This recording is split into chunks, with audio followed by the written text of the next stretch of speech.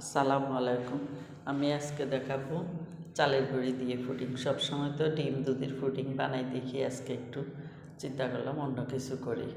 তারপরে চালের গুঁড়িতে ঘি দিয়ে ভেজে ব্রাউন কালার করে নিয়েছি, 5টা ডিম আর পরিমাণ মতো চিনি গলায় নিয়ে চালের গুঁড়ি দিয়ে দিলাম। এই যে এখন আমি 3 টেবিল চামচ চালের গুঁড়ি দিয়ে দেব।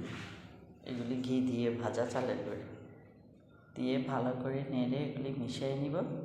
তারপরে ওই যে বাটিতে চালের গুঁড়ি নিয়েছিলাম ওই বাটি 3 বাটি লিকুইড দুধ দিয়ে দেবো। এগুলি আগে থেকে জাল করা এবং ঠান্ডা করা, সবগুলি মিশিয়ে নিয়ে একটা স্টিলের বাটিতে ঘি ব্রাশ করে এই ডোগুলি ঢেলে দেব।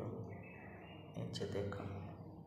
তারপর আমি এখানে কিছু বাদাম ছিটিয়ে দিব, আবার কিশমিশও দিব।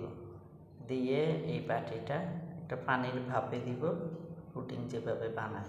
এখানে 20 মিনিট রেখে উঠিয়ে ফেলবে যে আমার হয়ে গেছে চালের গুঁড়ির পুডিংটা। তারপরে একটা ছুরি দিয়ে চারদিক থেকে ছড়িয়ে নেব, উপর করলে আমার পুডিংটা পড়ে যাবে। এই দেখুন আমি কেটে দেখাচ্ছি। অনেক মজাদার এই পুডিংটা। উপরে ব্রাউন কালার, একটু শক্ত, আর নিচে নরম এবং সাদা কালার।